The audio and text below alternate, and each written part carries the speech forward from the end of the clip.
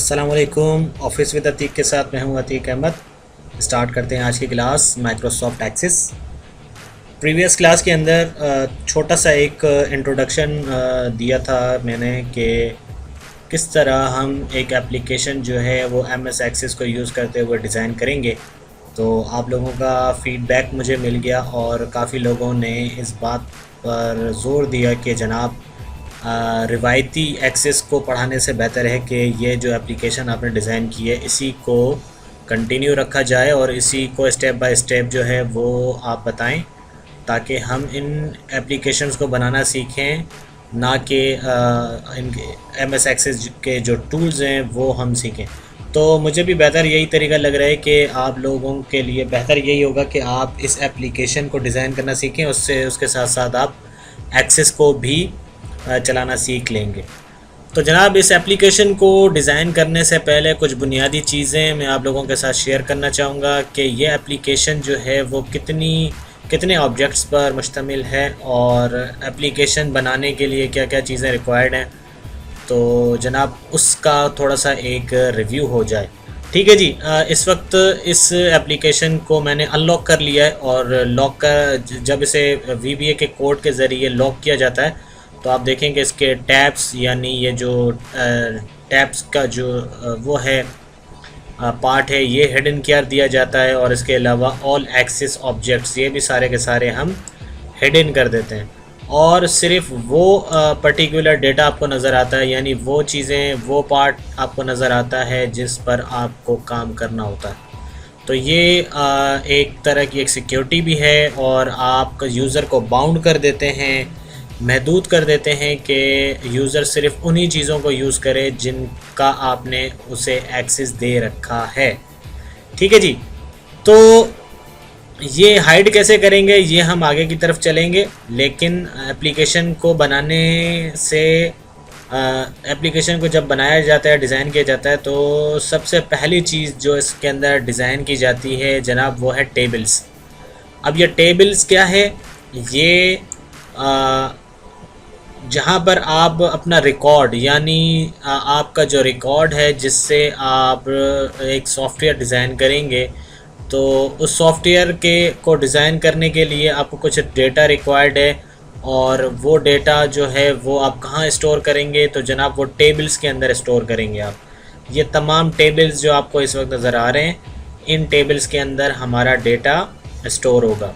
ठीक है जी। इसके अलावा इन टेबल्स को जब हम डिज़ाइन कर लेंगे तो उसके बाद फिर हम डिज़ाइन करेंगे क्यूरीज़। अब ये क्यूरीज़ क्या होती हैं? तो एक सिंपल वर्डिंग के अंदर आप लोगों को मैं डिस्क्राइब करना चाहूँगा कि जनाब, क्यूरीज़ आप ये समझ लें कि अगर आपके पास 3 या 4 टेबल्स हैं और आप उन सब का डेटा या किसी 2 टेबल्स का या किसी एक टेबल का आप कुछ डेटा अलग से रखना चाह रहे हों, तो उसके लिए क्यूरीज़ डिज़ाइन की जाती हैं। इसके अलावा इसका और बेसिक जो फंक्शन है वो क्या है कि इसके अंदर आप बहुत सारे फार्मूलाज, जैसे एक्सेल के अंदर आप फार्मूलाज अप्लाई करते हैं तो वो भी आप इसमें अप्लाई कर सकते हैं। इसके अलावा आप अगर फ़िल्टर्ड डेटा देखना चाहते हैं तो वो भी आप इसके अंदर अप्लाई कर सकते हैं। इसके अलावा और भी अनगिनत इसके अंदर ऑप्शंस मौजूद हैं, लेकिन हम लोग इस वक्त सिर्फ उतना ही इस चीज़ों को डिस्क्राइब करेंगे हम कि जितना आपको रिक्वायर्ड है इस वक्त फ़िलहाल।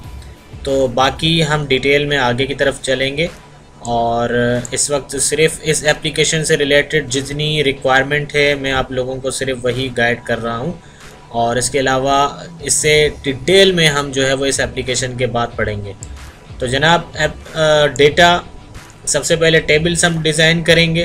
टेबल्स डिज़ाइन करने के बाद हम क्यूरीज़ डिज़ाइन करेंगे और फिर जब क्यूरीज़ डिज़ाइन हो जाएंगी तो फिर हम फॉर्म्स के ऊपर आएंगे, फॉर्म्स भी हम डिज़ाइन करेंगे। अच्छा जी। इसके बाद जनाब, फॉर्म्स के बाद हम बनाएंगे रिपोर्ट्स और रिपोर्ट्स के बाद कुछ मैक्रोज इसके अंदर मौजूद हैं और कुछ मॉड्यूल्स इसके अंदर मौजूद हैं जो कि हम डिज़ाइन करेंगे। मॉड्यूल्स क्या होता है? मॉड्यूल्स VBA की कोडिंग होती है। अब ये मुख्तलिफ़ मॉड्यूल हैं, मुख्तलिफ़ इसके अंदर पार्ट्स हैं जिनके अंदर VBA की कोडिंग की गई है। आप एक ही मॉड्यूल के अंदर भी बहुत सारी कोडिंग रख सकते हैं और इसके अलावा बहुत सारे मॉड्यूल्स बनाकर आप अपना डेटा जो है वो अलग अलग करके रख सकते हैं। यानी कुछ जो कोड आप करना चाहते हैं तो कुछ वो एक मॉड्यूल नंबर 1 में रखें, आप कुछ 10 में रखें, कुछ 11, कुछ 12, या इन मॉड्यूल्स को आप नाम भी दे सकते हैं और इनके अंदर वो आप कोडिंग करेंगे। अच्छा जी, मैक्रोस जो है वो क्या होता है कि अगर आप VBA की कोडिंग नहीं करना चाहते और MS एक्सिस के ऑप्शंस को यूज़ करते हुए कोड डेवलप करना चाहते हैं, अगर आप VBA की कोडिंग नहीं करना चाहते, VBA विजुअल बेसिक एप्लीकेशन, ये विजुअल बेसिक एप्लीकेशन जनाब क्या होता है, जैसे कि हर सिस्टम के अंदर कुछ ना कुछ कोड होता है। जैसे कि ये एप्लीकेशन है तो ये भी किसी न किसी कोडिंग के ज़रिए बनाई गई है। इसी तरह इसके अंदर, यानी ये जो हम एप्लीकेशन डिज़ाइन कर रहे हैं, तो इस एप्लीकेशन को रन करने के लिए हमारे पास कौन सी लैंग्वेज मौजूद है? हमारे पास जनाब मौजूद है MS एक्सिस। ओह, इसका पासवर्ड मैं लगाना भूल गया, इसे मैंने पासवर्ड प्रोटेक्टेड कर रखा है। चलें, मैं इसे नेक्स्ट क्लास के अंदर आप लोगों के साथ डिस्क्राइब कर दूंगा कि VBA की कोडिंग क्या होती है। ठीक है जी, तो बस अभी इस क्लास में सिर्फ इतना आप समझ लें कि VBA की कोडिंग इसके अंदर मौजूद है और वो अभी लॉक हुई हुई है। अनफॉर्चुनेटली मैंने इसे लॉक करके रखा है। ठीक है, इसे लॉक कैसे करेंगे वो भी मैं आप लोगों को बताऊंगा, और आप अपने डेटाबेस को कैसे सिक्योर करेंगे ये भी हम आगे की तरफ पढ़ेंगे। अच्छा जी, ये जितनी भी चीज़ें आपको नज़र आ रही हैं ये हम एक साथ डिज़ाइन नहीं करेंगे। ठीक है, हम स्टेप बाय स्टेप चलेंगे कि एप्लीकेशंस के अंदर पहला कौन सा पार्ट होगा। उसमें फिर क्या होगा कि सबसे पहले उससे रिलेटेड टेबल और उससे रिलेटेड क्यूरीज़ और उससे रिलेटेड फॉर्म्स और उसी से रिलेटेड रिपोर्ट भी जनरेट होगी।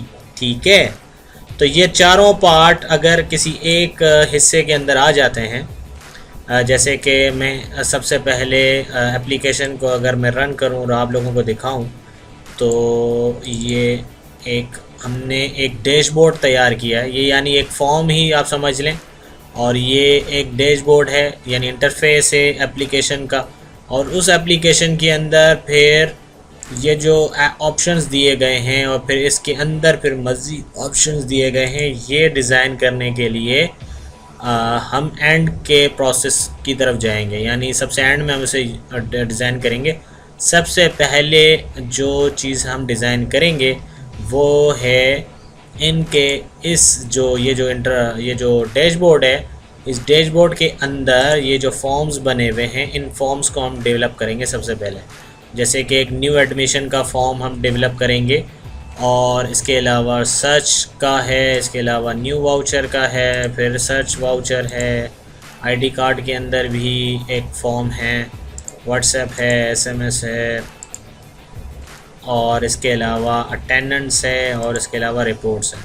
अच्छा जी, कुछ चीज़ें मैं आप लोगों के साथ अभी से शेयर कर देता हूं ताकि आपको ज़हन नशीन हो और आप उसे याद रखें कि जनाब देखें, जब मैं किसी एक जैसे कि एक SMS के पार्ट को जब मैं ओपन करता हूं तो उसके अंदर मुझे एक फॉर्म नज़र आता है, ये फॉर्म है। ठीक है जी, और उस फॉर्म के अंदर फिर कुछ डेटा है वो हमें नज़र आ रहा है, तो यहाँ पर एक सिंगल फॉर्म ही यूज़ हुआ है। इसके अलावा अगर मैं अटेंडेंस पर जाता हूँ तो यहाँ पर आप देखें कि यहाँ पर एक मेन फॉर्म है जो कि ये वाला, ये पूरा मेन फॉर्म है, और उसके अंदर एक और फॉर्म है जिसे हमने एक छोटा सा फॉर्म बनाया है जो कि सब फॉर्म कहलाएगा, सब फॉर्म, SUB सब फॉर्म। ठीक है जी, एक ये सब फॉर्म है और इसके अलावा ये भी एक सब फॉर्म है। इन दोनों का डेटा लिंक हुआ है इस मेन फॉर्म से। ठीक है, तो ये कैसे लिंक करेंगे हम, ये तमाम चीज़ें हम आगे डिस्क्राइब करेंगे। तो आप लोगों को अभी इस बात का अंदाज़ा हो गया कि जनाब एक मेन फॉर्म है जैसे कि ये वाला है, उसके अंदर फिर एक फॉर्म है, फिर उसके अंदर मज़ीद हम फॉर्म्स हमने डिज़ाइन किए हुए हैं। तो ये जो है वो हमारा डैशबोर्ड है। एक्सिस के टर्म्स के अंदर अगर हम बात करें तो ये जो इंटरफेस आपको नज़र आ रहा है, ये इंटरफेस यानी ये जो मेन स्क्रीन है ये आपका डैशबोर्ड है, और इस डैशबोर्ड के अंदर फिर फॉर्म्स हैं, फिर उन फॉर्म्स के अंदर सब फॉर्म्स हैं। ठीक है, तो ये आपको याद रखना पड़ेगा कि डैशबोर्ड कौन सा है, जो मेन एप्लीकेशन है, और फिर उसके अंदर फॉर्म्स हैं, फिर उसके अंदर सब फॉर्म्स हैं। ठीक है, तो हम इस डैशबोर्ड को भी अभी हम फ़िलहाल साइड पर रख देते हैं, और सबसे पहले मेरे हिसाब से जिस तरह मुझे डेवलपमेंट करना आती है, या मेरा जो पॉइंट ऑफ व्यू है, मैं उस पॉइंट ऑफ व्यू को आप लोगों के सामने रखता हूँ। इसके अलावा और भी बहुत सारे डेवलपर्स हैं जिनके अपने अपने तरीके हैं, अपने अपने मेथड्स हैं। तो जनाब हर एक का अपना एक पॉइंट ऑफ व्यू होता है, और वो उसी हिसाब से काम करते हैं। तो मुझे जो बेहतर लगता है, यानी जो सबसे आसान चीज़ लगती है, वो ये है कि आप सिस्टम्स को, अगर किसी सिस्टम को आप देखते हैं तो आप सबसे पहले ये चीज़ देखें कि उसकी शुरुआत कहाँ से की जाए। तो उसकी शुरुआत जो है वो आपको जब आप उसे यूटिलाइज़ करें, यानी आप देखें, तो सबसे पहले आपको क्या नज़र आएगा, यानी सबसे इसमें इम्पोर्टेंट डेटा क्या चीज़ है जो जिससे सिस्टम स्टार्ट होता है। तो इसमें मुझे जो सबसे पहली बेसिक जो इन्फॉर्मेशन लग रही है, यानी जो रिक्वायर्ड है सिस्टम में, वो ये है कि स्टूडेंट्स सबसे पहले जो स्टूडेंट्स फीड होंगे। ठीक है जी, सबसे पहले स्टूडेंट्स फीड होंगे, तो फिर उनके वाउचर्स भी बनेंगे, फिर उनके आईडी कार्ड्स भी बनेंगे, फिर व्हाट्सएप पे भी हम जा सकते हैं, एसएमएस पे भी जा सकते हैं, अटेंडेंस पे भी जा सकते हैं। तो मेन जो इसमें बनाने का जो पॉइंट है, यानी इस एप्लीकेशन को, तो उसमें सबसे इम्पोर्टेंट पार्ट जो है वो न्यू एडमिशन है।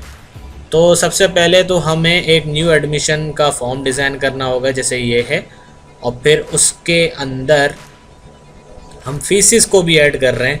तो यहाँ पर आप देखें कि एक तो स्टूडेंट्स की रजिस्ट्रेशन का डेटा हमने डिज़ाइन करना है, और दूसरा हमें डिज़ाइन करना है इनकी फीसिस का रिकॉर्ड। ठीक है, अब ये फीसिस का रिकॉर्ड डिज़ाइन करने से पहले हमने इसमें क्या किया हुआ है जनाब, सेटिंग का एक टैब बनाया हुआ है। यानी इससे भी ज़्यादा इम्पोर्टेंट, यानी इससे भी पहले आपको क्या करना पड़ेगा, सेटिंग्स के फॉर्म्स और उसके क्या बनाने पड़ेंगे, टेबल्स बनाने पड़ेंगे।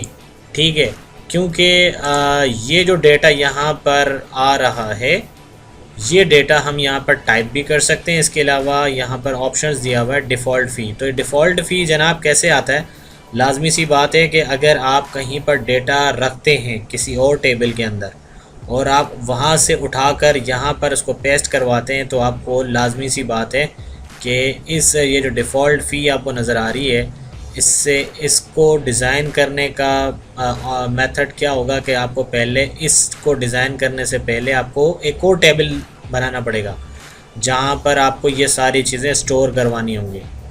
फिर वो आप हर एक स्टूडेंट के अंदर इंडिविजुअल जो है वो ऐड करवा सकते हैं with the help of VBA code, visual basic application code है। ठीक है, वो कोडिंग क्या होगी वो भी हम आगे चल के पढ़ेंगे। तो जनाब इस एप्लीकेशन में सबसे इम्पोर्टेंट पार्ट क्या लगा कि सबसे पहले स्टूडेंट्स का रिकॉर्ड फीड किया जाए, लेकिन क्योंकि इसके साथ साथ हमने फीसिस का सेटअप भी दिया हुआ है, तो फीसिस को सेटअप देने से पहले हमें सेटिंग बनानी पड़ेगी, और इसके अंदर एक टैब है, इम्पोर्टेंट टैब है, जैसे कि ये इंस्टीट्यूट प्रोफाइल है, ये हम बाद में बना सकते हैं, क्लोजिंग लाइन्स है, ऐड न्यू क्लास, ये हमें पहले डिज़ाइन करना पड़ेगा क्योंकि स्टूडेंट्स का रिकॉर्ड फीड करने से पहले हमें क्लासेस पता हों। ठीक है जी, फिर हमें सेक्शंस भी पता हों, और इसके अलावा ऐड न्यू फ़ी टाइटल भी पता हों। इसके अलावा क्लास वाइज फ़ीस डिटेल ये भी हमें पहले रिक्वायर्ड है, क्योंकि ये देखें ये वो टेबल है जहाँ पर हमने पहले से डेटा फीड करके रखा है, और वो फिर इंडिविजुअल हर एक बच्चे के साथ अटैच हो जाता है। तो इस फॉर्म को भी डिज़ाइन करने से पहले हमें क्या डिज़ाइन करना पड़ेगा, सेटिंग्स के जो टैब्स हैं वो हमें डिज़ाइन करने होंगे। ठीक है, तो इन सेटिंग्स के टैब को डिज़ाइन करने के लिए हमें क्या करना होगा, हमें सबसे पहली चीज़ ये है कि हमें जो भी फॉर्म यहाँ पर नज़र आ रहा है, जैसे कि ऐड न्यू क्लास है, अब यहाँ पर अगर हम चले जाएं और हम देखें कि जनाब यहाँ पर कितनी फील्ड हैं, फील्ड मतलब कितनी हेडिंग्स हैं जिनके अगेंस्ट डेटा कलेक्ट किया जा रहा है। सबसे पहली हेडिंग जो मुझे नज़र आ रही है वो है आईडी। आईडी के अंदर नंबर चल रहे हैं, सीरीज़ चल रही है, ठीक है। और इसके अलावा क्लास है, क्लास के अंदर क्लासेस लिखी हुई हैं। तो इसका मतलब ये है कि ऐड न्यू फॉर्म के अंदर दो फील्ड हैं, दो हेडिंग्स हैं जिनके अगेंस्ट आपको डेटा उठाना है, यानी हेडिंग्स या फिर फील्ड्स आप ये कह सकते हैं। अच्छा, एक्सिस, यहाँ पर मैं एक्सेल को भी थोड़ा सा इंक्लूड करना चाह रहा हूँ आप लोगों के साथ कि जब आप शीट कोई डिज़ाइन करते हैं तो आप क्या करते हैं, यहाँ पर हेडिंग बनाते हैं खुद से। यानी ऐसा नहीं है कि आपने यहाँ पर जो है वो एक ही जगह आपने आईडी लिख दिया और इसके अलावा जनाब दूसरी हेडिंग क्या दी हमारी जी, क्लास, ठीक है। तो इसमें आपने हेडिंग्स आप इस तरह बना लेते हैं शीट के ऊपर, ऐसे ड्रॉ करते हैं खुद से, यानी टाइप कर देते हैं तो आपकी हेडिंग्स जो हैं वो बन जाती हैं। और फिर उसके अंदर बॉर्डर्स वगैरह देके आप एक डेटाबेस नुमा आप शक्ल बना लेते हैं यहाँ पर, जिसमें आप यहाँ पर फीड करेंगे 1 2, ठीक है, 1 2 और इसे ड्रैग कर लेता हूँ। तो इस तरह का डेटा जो है वो एक्सेल के अंदर डिज़ाइन होता है। तो आप लोगों को बेसिक समझाने का मकसद ये है कि ये जो हेडिंग्स हैं जिनके अगेंस्ट आपने डेटा कलेक्ट करना है, ये फील्ड्स कहलाती हैं। एक्सेस की टर्म्स के अंदर या एक्सेस की लैंग्वेज के अंदर इन्हें फील्ड्स कहा जाता है।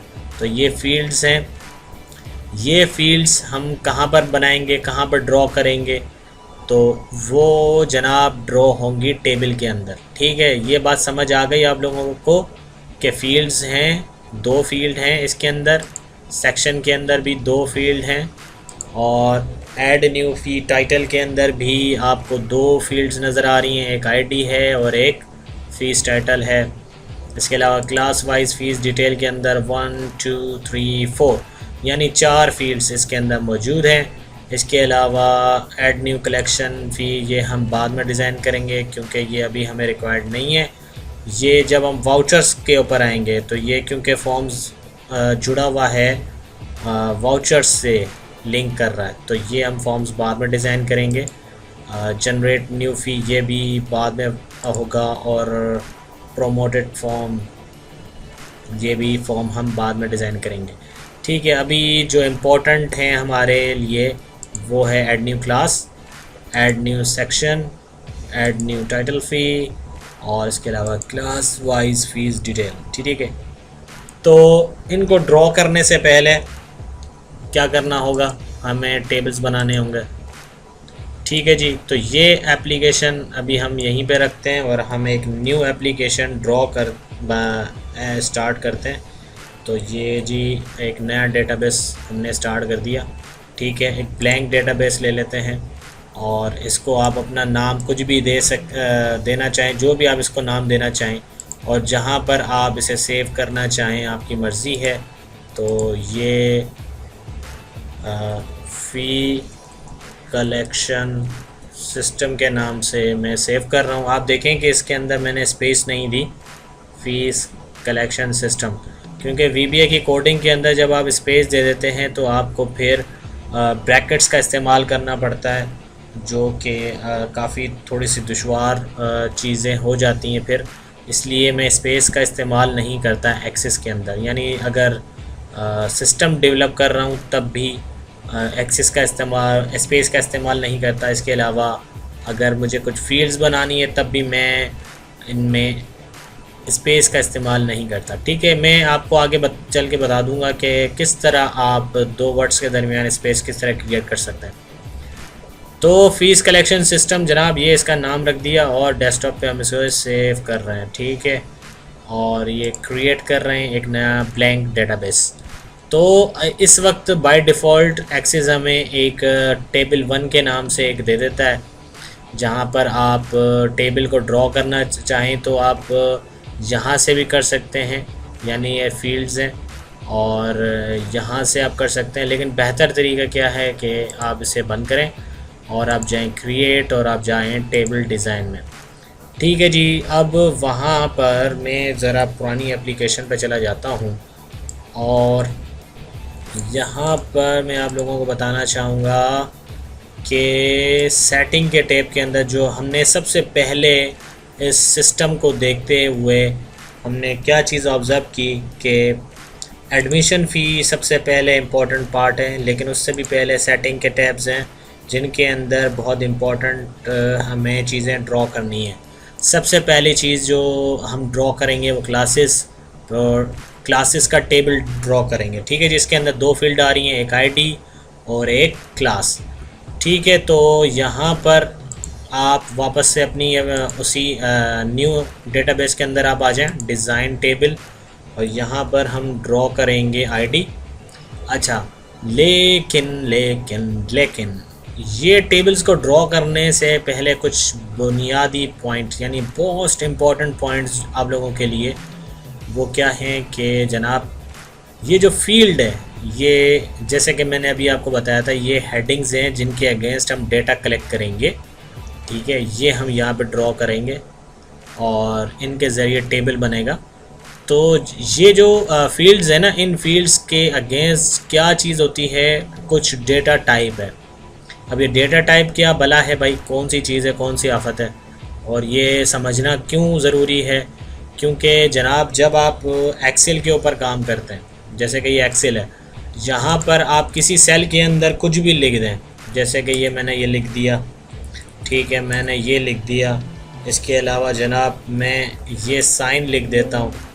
तो यहाँ पर देखें कि कुछ एक्सेस ने मुझे कहा है, यानी इसके अंदर भी कुछ रिस्ट्रिक्शन यानी कुछ रिस्ट्रिक्शंस हैं कि ये जो आपने लिखा है इससे पहले एपस्ट्रॉफी यूज़ की जाए तो फिर ये इसको लिखेगा, अदरवाइज़ ये नहीं लिखता।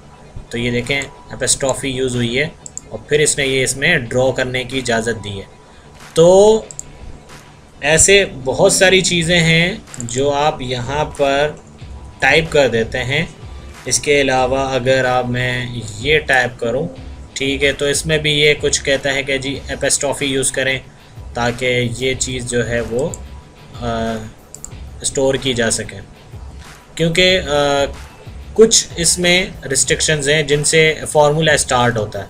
तो जो साइन जिनसे फार्मूला स्टार्ट होता है एक्सेल के अंदर, वो इनके अंदर जो है वो एपस्ट्रॉफी यूज़ की जाएगी अगर आप एज इट इज़ उसमें लिखेंगे। ठीक है, तो ये एक्सेल के अंदर ये जो शीट अभी है, शीट के अंदर हमने बहुत सारा डेटा डाला, ये तो कुछ चीज़ें हमने इसमें यहाँ डाली, तो कुछ के अंदर रिस्ट्रिक्शंस हैं और कुछ बाकी कोई ऐसा नहीं है कि आप जैसे कि मैं यहाँ पर इस वक्त अल्फ़ाबेट्स लिखें AS और इसके साथ में कुछ नंबर्स भी अगर लिख दूँ तब भी मुझे इजाज़त है, मैं लिख सकता हूँ।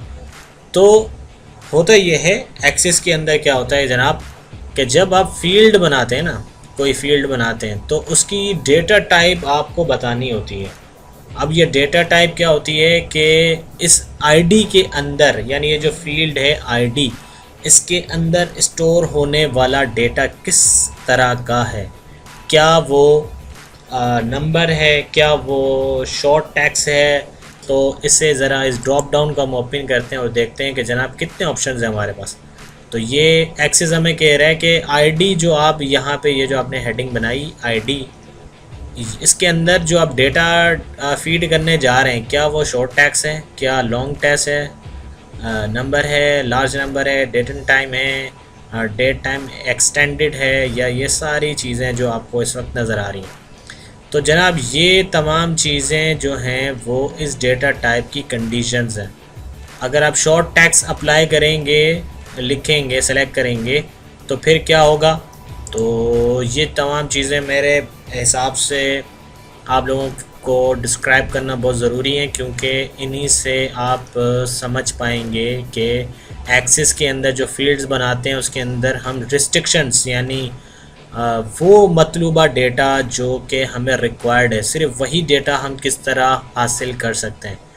क्योंकि यूज़र जब आप एक प्रोग्रामर हैं और आप अगर कोई एप्लीकेशन ड्रॉ करते हैं, डिज़ाइन करते हैं, तो आप यूज़र को बाउंड करेंगे, यानी महदूद करेंगे, फ़िक्स करेंगे कि वो जो है सिर्फ वही चीज़ उसके अंदर, उस डेटा के अंदर फ़ीड करे जिसकी आपको ज़रूरत है, यानी जिसके ज़रिए सिस्टम चलेगा और सिस्टम आगे जो रिज़ल्ट जनरेट करेगा वो उसके डेटा के ऊपर करेगा। तो वो तमाम चीज़ें आप इसमें बताएंगे पहले से ही कि यूज़र जो है वो किस लेवल का डेटा डाले। ठीक है जी। तो इस डेटा टाइप को समझने के लिए सबसे बेस्ट आप लोगों के लिए क्या है कि आप माइक्रोसॉफ्ट वालों से पूछ लें जनाब कि ये क्या चीज़ है। ठीक है, तो ये पहले से माइक्रोसॉफ्ट वालों की जो वेबसाइट है ये मैंने ओपन कर ली है और यहाँ पर आप देख सकते हैं कि तमाम चीज़ें यहाँ पर मौजूद हैं और मैं कुछ वन बाय वन इसका आप लोगों को बताना चाहूँगा कि क्या है। अच्छा जी, ये डेटा टाइप है जो कि एक्सिस के अंदर यहाँ मौजूद है, ये शॉर्ट टेक्स्ट और इसी तरह ये तमाम चीज़ें। शॉर्ट टेक्स्ट जो है इसके अंदर अल्फ़ा न्यूमेरिक डेटा आप डाल सकते हैं इसके अंदर, यानी किसी भी तरह का कोई भी डेटा आप इसके अंदर डाल सकते हो, कोई भी तरह का, किसी भी तरह का।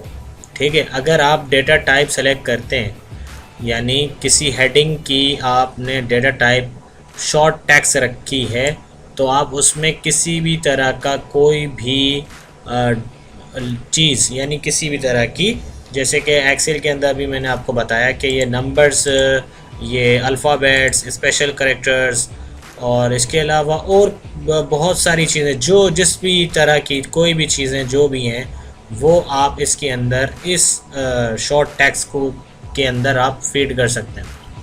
अच्छा, लेकिन ये आपको क्या करता है, थोड़ा सा बाउंड कर देता है कि आप इसके अंदर 255 कैरेक्टर्स यानी फीड कर सकते हैं। 255 कैरेक्टर्स आप इस फील्ड के अंदर आप डाल सकते हैं, यानी फीड कर सकते हैं। ठीक है, इसके अलावा इसके अंदर है लॉन्ग टेक्स्ट जो कि आपको एक्सिस के अंदर नज़र आता है। Where is the axis, okay, ये देखें। दूसरा है इसका शॉर्ट टेक्स्ट, आप यहाँ पर भी देखें फील्ड साइज़ इसकी 255 है। अगर मैं से कहूँ कि जी 255 नहीं, मुझे 256 चाहिए, तो ये आपको इंडिकेट करता है कि जनाब field size property must be from 0 through 255। ठीक है, तो इसमें रिस्ट्रिक्शंस बनाई गई हैं, तो आप इसमें 256 नहीं कर सकते, आप इसको 255 ही आपको रखना पड़ेगा। ठीक है, और इसके अलावा जनाब जनाब जनाब जनाब जनाब कहाँ पर थे हम जनाब थे लॉन्ग टेक्स्ट के ऊपर। अब ये लॉन्ग टेक्स्ट जनाब क्या है, लॉन्ग टेक्स्ट जैसे कि अब बहुत सारी ऐसी चीज़ें भी तो होंगी, ऐसे भी डेटा होगा जो कि 255 करैक्टर से ज़्यादा हो, तो जनाब फिर हम वो वहाँ पर हम क्या करें, वहाँ पे क्या यूज़ करें, तो वहाँ पर हम यूज़ करेंगे लॉन्ग टेक्स्ट। अब ये लॉन्ग टेक्स्ट जो है वो भी सेम इसी तरह ही है जैसे कि शॉर्ट टेक्स्ट। इसके अंदर भी किसी भी तरह का कोई भी आप डेटा फीड कर सकते हो, चाहे वो नंबर्स हैं, अल्फ़ाबेट्स हैं, स्पेशल कैरेक्टर्स हैं, या कीबोर्ड के अंदर आपको जितनी भी चीज़ें नज़र आती हैं वो भी अगर आप इसमें लिखना चाहें तो आप लिख सकते हो भाई। ठीक है, कोई इसमें रिस्ट्रिक्शन नहीं है और आप उसमें लिख सकते हैं। अच्छा, एक्सिस की वीडियोस थोड़ी सी लंबी होंगी क्योंकि इसके अंदर प्रोग्रामिंग है और इसके अलावा इसमें समझाने के लिए आपको थोड़ा सा डीपली आपको मुझे गाइड करना पड़ेगा ताकि आप लोगों को समझ आए। अगर आप लोग इसमें इंगेज हैं तो प्लीज़ काइंडली अपने क्वेश्चंस ज़रूर पूछिएगा ताकि आप लोगों का भी भला हो, भाई मेरा भी कुछ भला हो जाए कि आप लोगों के सवालात जब मेरे पास आएंगे, तो क्योंकि मैं भी एक स्टूडेंट हूँ एक्सेस का, तो मैं आप लोगों के उन क्वेश्चंस का आंसर देने की पूरी कोशिश करूँगा। तो अगर मुझे नहीं आता तो मैं उससे फिर सर्च करूँगा, सीखूँगा, समझूँगा, तो आप लोग भी सीखें, समझें और साथ साथ में मेरी भी लर्निंग होगी। तो क्वेश्चंस बहुत ज़रूरी इंपॉर्टेंट है। अच्छा जी, बात कर रहे थे लॉन्ग टेक्स्ट के ऊपर, और लॉन्ग टेक्स्ट जो है वो पुराने वर्जन्स में अगर देखा जाए तो उसमें लॉन्ग टेक्स्ट नहीं था, उसमें मेमो था। यानी अगर 2007 की बात की जाए, 7 आई थिंक 10 में शायद आ चुका था लॉन्ग टेक्स्ट, हो सकता है, लेकिन 2007 में तो कंफर्म है कि लॉन्ग टेक्स्ट का नाम मेमो था।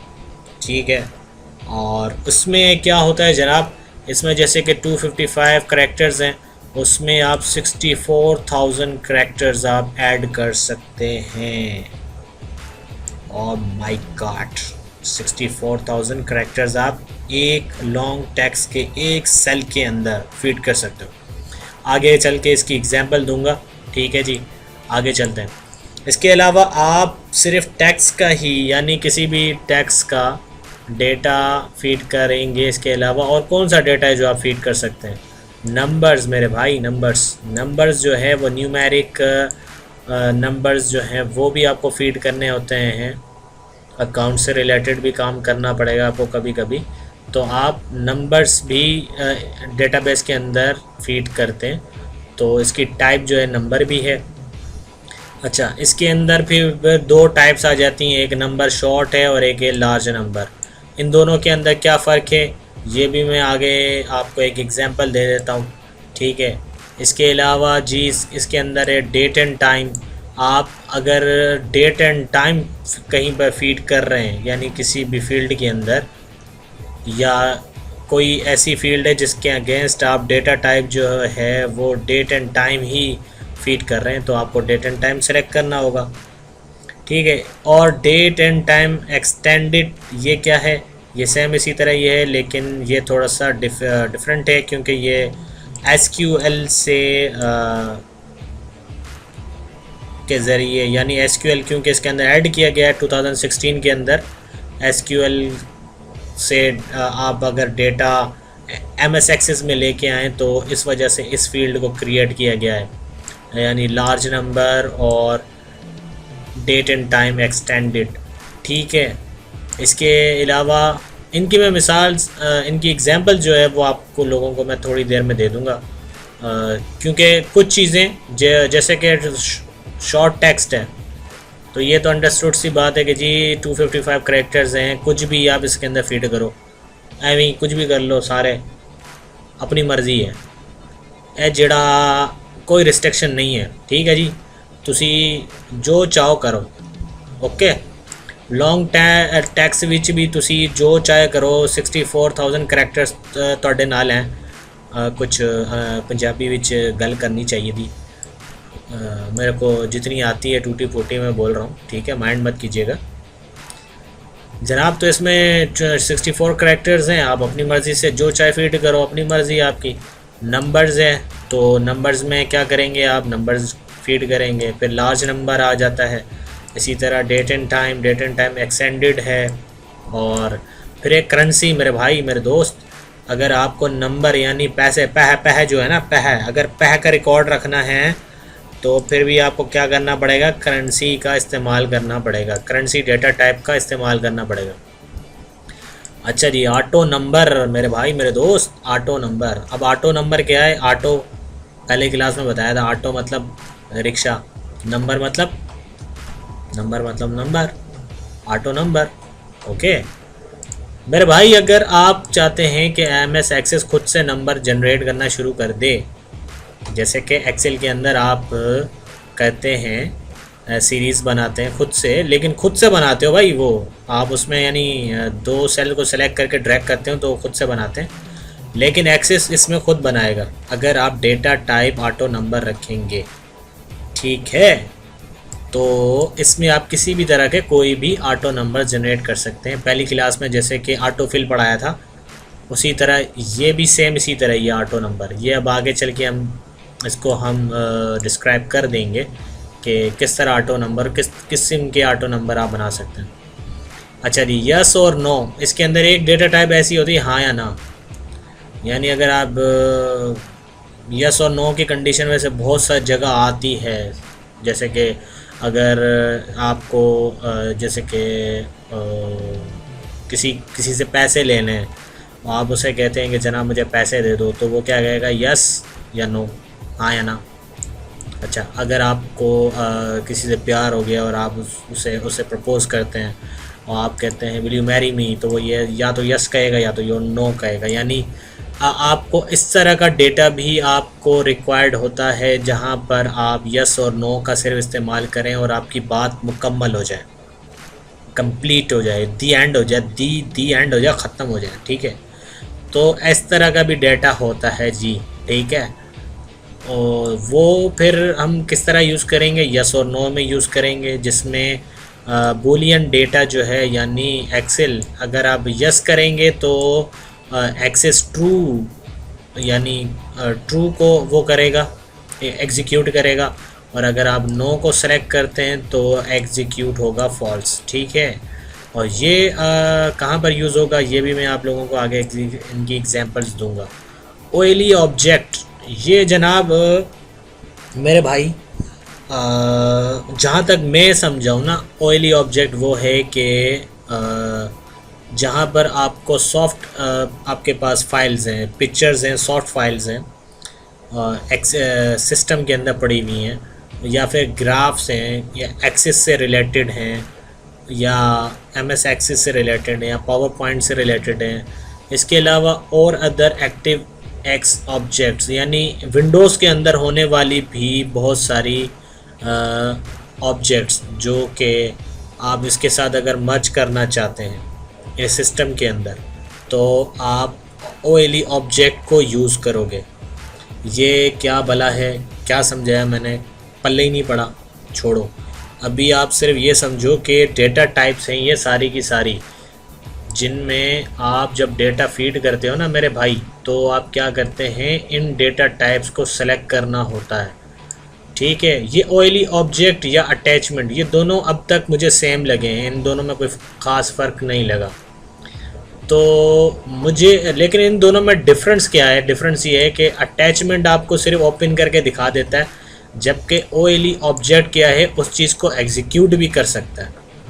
जहाँ तक मेरा यानी जो एक्सपीरियंस रहा है उसके मुताबिक बात कर रहा हूँ। इस आप डिनाई भी कर सकते हैं। इसके अलावा अगर कुछ इसमें कुछ एडिशन है, कोई मेरे दोस्त मेरे कॉन्सेप्ट से एग्री नहीं करता, डिनाई करता है, तो वो मुझे इसका बता सकता है ताकि मेरे इल्म में भी इजाफ़ा हो जाए। ठीक है जी, ऑयली ऑब्जेक्ट और अटैचमेंट। अटैचमेंट आप मेरे भाइयों आपने देखी होगी, अटैच करना, किसी चीज़ को फिक्स करना अपने साथ। ठीक है, इसके अलावा हाइपर लिंक है। अगर आप डेटा के अंदर फीड होने वाली जो लिंक्स हैं, अगर आप एड्रेसेस यानी वेब क्या कहेंगे यार, वेबसाइट्स का डेटा अगर आप कलेक्ट कर रहे हैं, ठीक है, तो आप बहुत सारी वेबसाइट्स को क्या करेंगे, उनके लिंक्स आप कॉपी करके डेटाबेस बना सकते हैं। अगर आप ऐसी कोई एप्लीकेशन बना रहे हैं जो कि वेब बेस्ड है, ठीक है, तो उसमें आप हाइपर लिंक का इस्तेमाल करके डायरेक्ट हाइपर यानी वो जो लिंक है ना उसको आप हाइपर लिंक बना सकते हैं। अब ये हाइपर लिंक और क्या है, मैं किस तरह आपको डिस्क्राइब करूं, मैं ज़रा इसे पहले आपको दिखाता हूं। यहाँ पर जैसे कि मैंने यहाँ पर लिखा www.googloo.com, ठीक है। मैं जब इसे एंटर करता हूँ तो मेरे भाई ये देखो, ये इन्होंने क्या किया, इसने क्या किया, ये हाइपर लिंक में कन्वर्ट हो गया। अब ये क्या करता है कि आप जैसे इसको क्लिक करो और गूगल ओपन हो जाएगा, ठीक है, लेकिन अभी नहीं होगा क्योंकि मैंने इंटरनेट बंद किया हुआ है। ठीक है, तो ये क्या कहलाएगा, हाइपर लिंक कहलाएगा। तो मेरे भाई इसी तरह एक्सिस के अंदर भी इसी तरह है। यहाँ पर क्या है, ऑटो खुद ब खुद वो डेटा हाइपर लिंक में कन्वर्ट हो जाता है, क्योंकि इसके अंदर कुछ ऑटो फिल्स हैं जो कि मैं आपको पहले बता चुका हूँ। जैसे www.com इसके अंदर आ गया तो इसने हाइपर लिंक में कन्वर्ट कर दिया। लेकिन एक्सिस के अंदर क्या होता है मेरे भाई मेरे दोस्त, कि आपको hyper link data type select करनी होती है, फिर वो उस लिंक के अंदर, उस सेल के अंदर जो डेटा है ना उसको वो हाइपर लिंक में कन्वर्ट करेगा। तो हाइपर लिंक आपको इसमें खुद से बनाना पड़ेगा, यानी रखना पड़ेगा। अच्छा जी, इसके अलावा इसमें जनाब है कैलकुलेटेड एक डेटा टाइप है।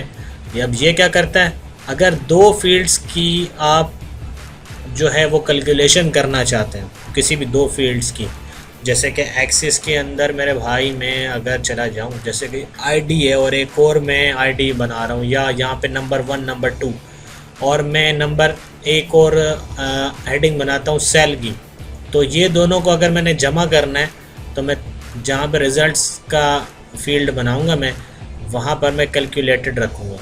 ठीक है, ये भी हम आगे की तरफ चलेंगे पढ़ेंगे। इसके अलावा है लुकअप विज़र्ड।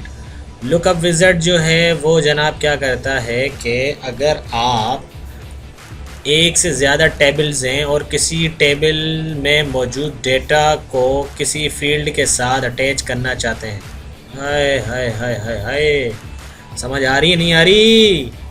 मुझे तो लग रहा है तुम लोगों को समझ नहीं आ रही। चलो सवाल करोगे तो फिर जवाब भी मिल जाएगा।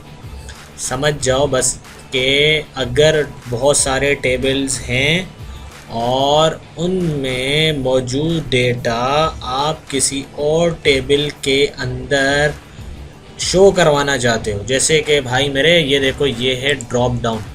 अब इसके अंदर जो ये शॉर्ट टैग्स है, लॉन्ग टैग्स, ये जो ये लिखे हुए हैं, ये जो है ये भी तो डेटा ही है ना। अब ये डेटा कहाँ से आ रहा है?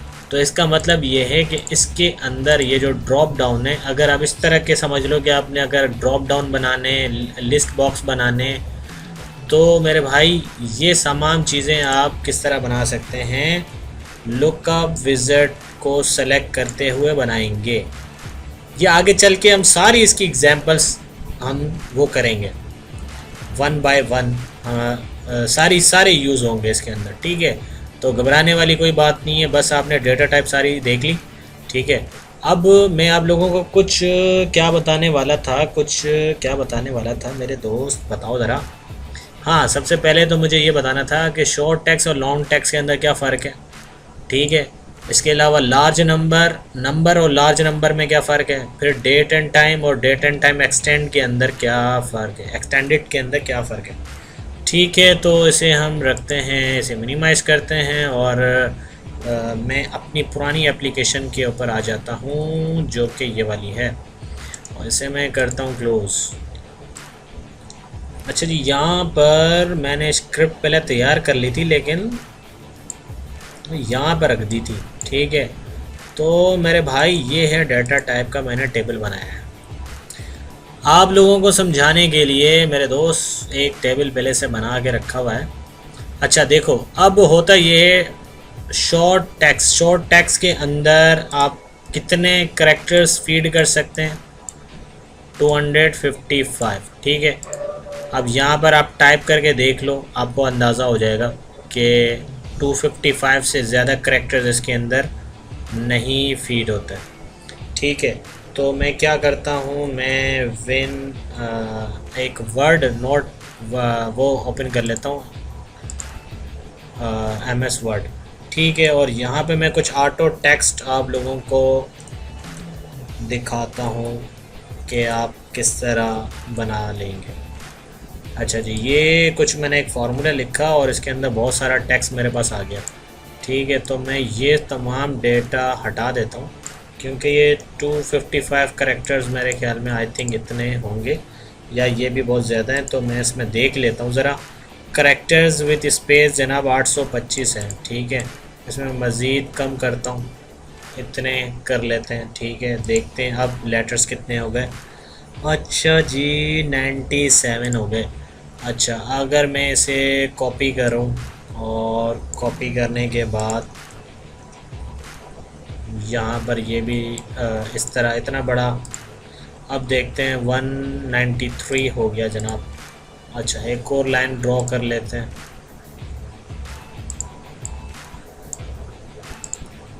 तो मेरे भाइयों, दोस्तों, बुज़ुर्गों, ठीक है, ये कुछ करैक्टर्स हैं। ठीक है, जैसे कि ये टेक्स्ट है एक तरह का, इन्हें करैक्टर्स भी कहेंगे आप क्योंकि अल्फ़ाबेट्स करैक्टर्स। ये एक करैक्टर है VIDEO। ये कितने करैक्टर्स हो गए, 5 करैक्टर्स हो गए। स्पेस भी इसमें काउंट होगा। ठीक है, तो जब आप कोई नाम लिखते हैं ना एक्सेस के अंदर, तो आप शॉर्ट टैक्स यानी नाम इतने बड़े बड़े तो लेंदी तो होते नहीं हैं। ठीक है, तो आप शॉर्ट टैक्स यानी नाम के लिए इसके अलावा ऐसी शॉर्ट टैक्स जो कि 255 करेक्टर्स, यानी अभी ये देखें कि ये करेक्टर्स कितने हैं। तो मेरे भाई ये टोटल करेक्टर्स इस वक्त देखें 290 हैं। ठीक है, कुछ और मैं इसे हटा देता हूँ। तो आप इतना इतना सा है, 253 पे हम पहुँच गए भाई। अच्छा, और मज़ीद कम कर लेते हैं। अब देखें कितना, 235। ठीक है, अब मैं ये जो है करैक्टर्स, यानी ये जो इतना बड़ा अगर किसी का नाम या कुछ हो ऐसी चीज़ जो कि इतने करैक्टर्स पे मुश्तमिल हो, तो वो आप शॉर्ट टेक्स्ट के अंदर लिखोगे। ठीक है, मैं यहाँ पे टाइप कर देता हूँ। ये मैंने टाइप कर दिया। ठीक है, और एक्सिस ने अब तक इस पर कोई किसी तरह का कोई ऑब्जेक्शन नहीं बनाया। ठीक है, मैं कुछ और लिखता हूँ इसके अंदर, यू यू यू। ठीक है, अभी भी कोई किसी तरह का रिस्ट्रिक्शन नहीं है, और मज़ीद मैं इसमें लिखता जा रहा हूँ। ठीक है, कोई इशू नहीं है। अब देखें, अब इसने एक्सिस ने क्या करना शुरू कर दिया, मुझे आगे टाइप करने से रोकना शुरू कर दिया। ठीक है, तो अब इसने ये देखें कि ये इतना सा टेक्स्ट, यानी यहाँ से लेके यहाँ तक का टेक्स्ट जो है वो इसके अंदर मैंने टाइप किया है, जो कि आई थिंक 255 ही करेक्टर्स होंगे। ठीक है, हम ज़रा विन वर्ड में से चेक करते हैं। ठीक है, तो ऐसा डेटा, ओ माय गॉड, देखें करेक्टर विथ स्पेस 255, यानी 255 करेक्टर्स जो हैं वो इतना डेटा अगर आपको फीड करना है किसी एक्सेल के अंदर, ठीक है, तो आपको क्या रखना होगा, शॉर्ट टेक्स्ट। तो जहाँ पर आपको नाम वगैरह लिखने होते हैं वहाँ पर आप short text data type select करेंगे। इसके अलावा अगर आप लॉन्ग टेक्स्ट रखना चाहते हैं तो ये देखें कि ये जनाब मैंने पहले से एक फ़ीड कर रखा है। अब ये लॉन्ग टेक्स्ट के अंदर कितना डेटा फीड हो सकता है, ठीक है, लॉन्ग टेक्स्ट के अंदर कितना डेटा फीड हो सकता है, तो वो मैं आप लोगों को दिखाऊंगा। ये डॉक्यूमेंट 2 है, इसे हम मिनिमाइज़ कर लेते हैं, ये हम बंद कर लेते हैं। और आप लोगों को समझाने के लिए कि एक शॉर्ट टेक्स्ट के अंदर कितना डेटा स्टोर कर सकते हो आप लोग, इतना मेरे भाई 255 करेक्टर्स, इतना डेटा यानी इतने करेक्टर्स आप फीड कर सकते हैं। इसके अलावा इसके अंदर जो नीचे जितने अनगिनत सेल हैं जिनकी कोई काउंटिंग नहीं है, उसके अंदर आप ये तो भरते जाओ भरते जाओ भरते जाओ, यानी एक सेल के अंदर अगर डेटा टाइप शॉर्ट टेक्स्ट है तो आप उसमें इतना डेटा फीड कर सकते हो। ठीक है, अब इसके अलावा अगर मैं यहाँ पर रख देता हूँ लॉन्ग टेक्स्ट, तो देखें कोई लिमिट वगैरह नहीं आ रही, तो इसके अंदर हम कितना डेटा फीड कर सकते हैं। यानी अगर आपने डेटा टाइप लॉन्ग टेक्स्ट रखा हुआ है तो इसमें देखें मैंने बहुत सारा डेटा फीड कर रखा है। अब ये कितना है ये मैं आप लोगों को दिखाना चाहता हूँ वर्ड के ऊपर, MS वर्ड के अंदर जनाब। ओ मेरे भाई मेरे दोस्त, ये देखो जी, ये लॉन्ग टेक्स्ट के अंदर आप फीड कर सकते हो। ये जो आपको पूरे के पूरे पेजेस नज़र आ रहे हैं ना, ये तो ये देखो, ये इतना सारा डेटा ये आपको नज़र आ रहा है। ये देखो, ये जितने आपको पेजेस नज़र आ रहे हैं ना, ये जितने पेजेस आपको नज़र आ रहे हैं, ये सारा का सारा डेटा आप क्या कर सकते हैं, एक्सिस के एक सेल के अंदर आप फीड कर सकते हो। फिर दूसरे सेल में भी उतना ही कर सकते हो, फिर तीसरे में भी, फिर इसके अंदर तो कोई गिनती ही नहीं है कोई, यानी आप देखेंगे ना तो कोई रो की कोई आपको काउंटिंग नज़र आ रही है, ना तो कोई कॉलम्स की काउंटिंग। यानी कितना डेटा आप फीड कर सकते हो एक सेल के अंदर। जैसे एक्सेस के अंदर, एक्सेल के अंदर भी होता है, सेल्स होते हैं, तो इसके अंदर भी सेल्स हैं, तो इसके अंदर आप देखोगे कितना डेटा आप फीड कर सकते हो मेरे भाई, इतना डेटा फीड कर सकते हो। ठीक है, ये डेटा है जो कि एक सेल के अंदर फीड हो सकता है। ठीक है, ये देखें, ये इतना डेटा आप एक सेल के अंदर स्टोर कर सकते हो। तो अगर आपको इतना डेटा किसी के अंदर फीड करना है तो फिर आपको डेटा टाइप क्या रखना पड़ेगा, लॉन्ग टेक्स्ट रखना पड़ेगा। ठीक है, तो ये 2 क्लियर हो गई। कि इसके अंदर 255 कैरेक्टर्स इतना यानी इतना सा डेटा फीड करना है, कर सकते हैं। इस डेटा टाइप के अंदर मज़ीद एक्सेस आपको नहीं करने देगा, रिस्ट्रिक्शंस हैं इसके अंदर। दूसरा लॉन्ग टेक्स्ट के अंदर आपको मैंने दिखा दिया, और इसमें भी अगर हम देखें तो देखें ऑलमोस्ट 64,000 जो कि वो हमें बता रहा था माइक्रोसॉफ्ट एक्सेस के ऊपर कि 64,000 करैक्टर्स जो हैं वो आप इसमें फ़ीड कर सकते हो। तो इस वक्त आप देखें कि विथ स्पेस 63,964। अच्छा, इसके अलावा अगर मैं इसे फ़ीड करना चाहूँ यानी 964 मेरे पास करैक्टर्स हैं और ये सारे के सारे फ़ीड कर रखे हैं इसमें। तो अगर इसमें मैं मज़ीद कोई एक आध फ़ीड करना चाहूँ तो नहीं, एक्सेस मुझे नहीं इजाज़त नहीं देता। इसका मतलब ये है कि विथ स्पेस आप इसके अंदर कितना डेटा फीड कितने करैक्टर्स फीड कर सकते हैं, 63,964। ठीक है, इसमें पैराग्राफ्स 19 हैं और लाइंस इसमें 445 हैं। वर्ड्स इसके अंदर 11,745 हैं। पेजेस इसके अंदर 15 हैं, यानी 15 पेजेस का डेटा आप क्या कर सकते हैं, एक्सेल के अंदर फीड कर सकते हो। कमाल है ना, ये होता है डेटाबेस। ठीक है, अच्छा जी, ये दोनों क्लियर हो गए आपको, आई थिंक क्लियर हो गए होंगे। अगर नहीं हुए तो आप अपने क्वेश्चंस मुझसे पूछ सकते हैं। अच्छा, अब हम चलते हैं जी डेट टाइम और डेट टाइम एक्सटेंडेड। इसमें दो एग्जांपल्स आपको मैंने दे रखी हैं। पहली एग्जांपल ये है कि अगर आप यानी ईयर को अगर जैसे 100 ईयर अगर मैं फीड करना चाहूँ तो मैं कर सकता हूँ डेट एंड टाइम के अंदर। अच्छा, अगर मैं ईयर 99 करूँ तो देखें एक्सिस क्या करता है, उससे 1999 में कन्वर्ट कर देता है। मतलब 100 और 100 से अबव ईयर अगर आपको फीड करने हैं तो वो उसमें आप क्या करेंगे, डेट एंड टाइम सेलेक्ट करेंगे। और अगर आपने वो डेट टाइप करनी है जिसके अंदर ईयर आप यानी 1 से भी शुरू कर सकें तो आप date and time extended use करेंगे। ठीक है, डेट एंड टाइम इसमें होता ये है कि आप जब ये डेट एंड टाइम रख देते हैं तो आपको एक कैलेंडर नुमा एक ऑप्शन मिल जाता है जहाँ से आप चूज़ करते हो, डेट भी सेलेक्ट कर सकते हैं, इसमें टाइम भी फीड करेंगे। टाइम कैसे फीड करेंगे मैं आप चल के आप लोगों को बताऊंगा। इसकी प्रॉपर्टीज़ है, फिर आगे डेट एंड टाइम यानी डेटा टाइप की मज़ीद प्रॉपर्टीज़ हैं जो कि हम आगे पढ़ेंगे। तो बेसिक दो यानी जो फ़र्क है वो आप इसमें देखें कि डेट एंड टाइम के अंदर आप ईयर जो है वो 100 या 100 से अबव आप फीड कर सकते हैं, और डेट एंड टाइम एक्सटेंडेड में आप ईयर 1 भी रख सकते हैं। इसके अलावा यहाँ पे देखें डेट एंड टाइम के साथ डेट टाइम भी आ रहा है, यानी डेट भी आ रही है, टाइम भी आ रहा है। और टाइम देखें इसके अंदर यानी सेकंड्स में यहाँ तक नज़र आ रहा है। डेट एंड टाइम एक्सटेंडेड में नैनो सेकंड्स वगैरह भी आप इसमें शो करवा सकते हैं। ठीक है, तो ये इन दोनों के अंदर ये दो एग्जांपल्स मैंने आपको दी समझाने के लिए कि डेट एंड टाइम और date and time extended.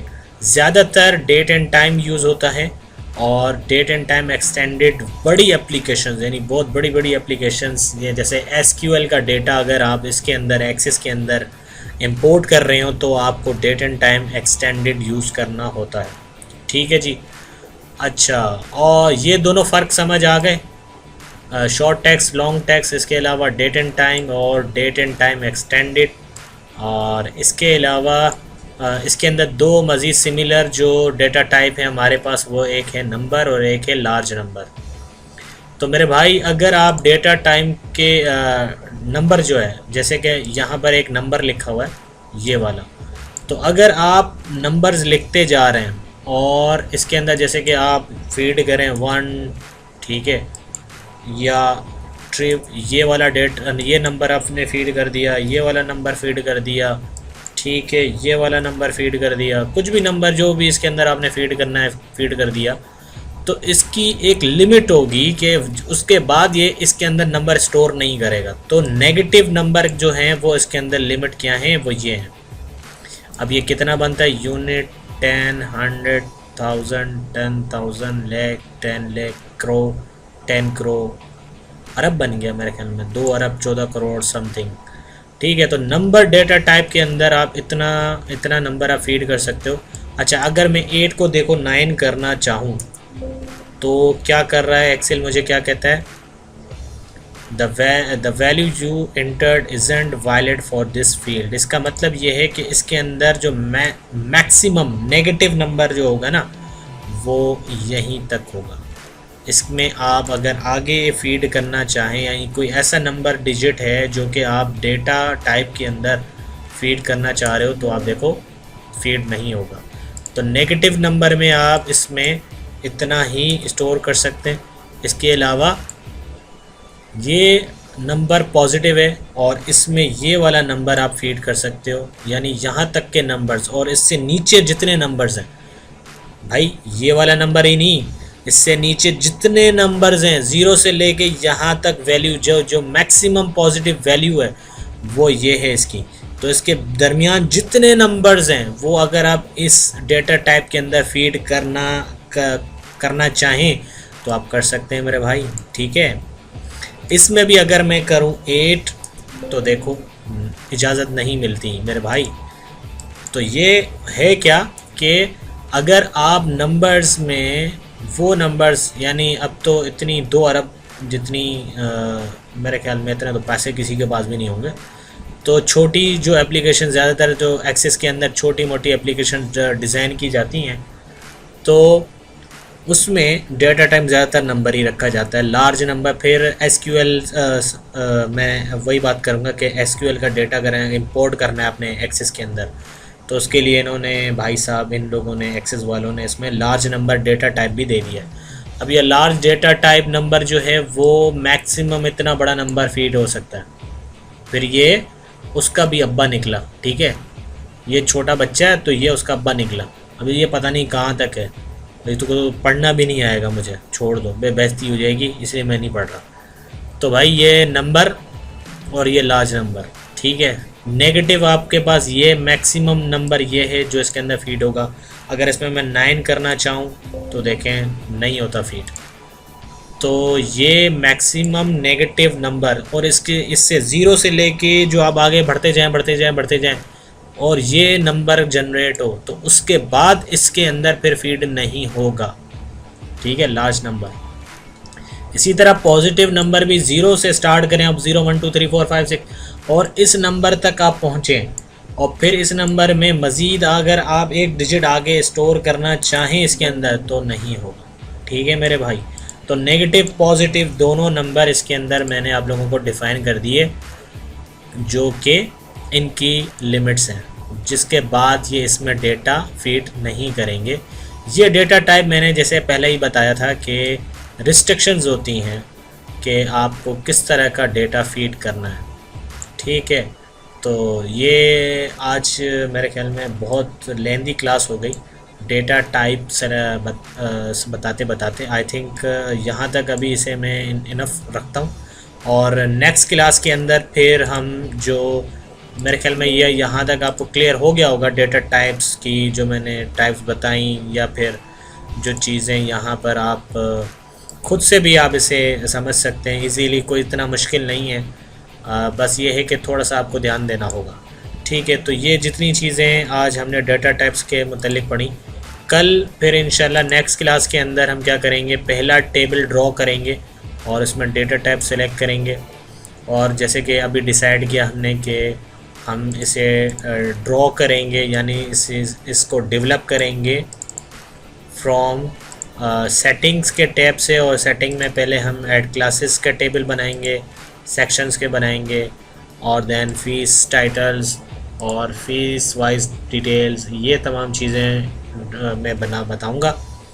In tables को हम ड्रॉ करेंगे, फिर आगे की तरफ चलेंगे। तो यहीं पर इसे फ़िलहाल इख्तिताम पसीर कर रहा हूँ। आई होप आप लोगों को ये आज की क्लास पसंद आई होगी, और आप अपने कमेंट्स दें और इसमें क्वेश्चंस आप मुझसे पूछें, ताकि जो लोग देख रहे हैं कम से कम उनका भला हो जाए मेरे भाइयों, और साथ में मेरा भी भला हो जाए, ठीक। ठीक है जी, तब तक के लिए इजाज़त दीजिए। Thanks for watching. अल्लाह हाफिज़।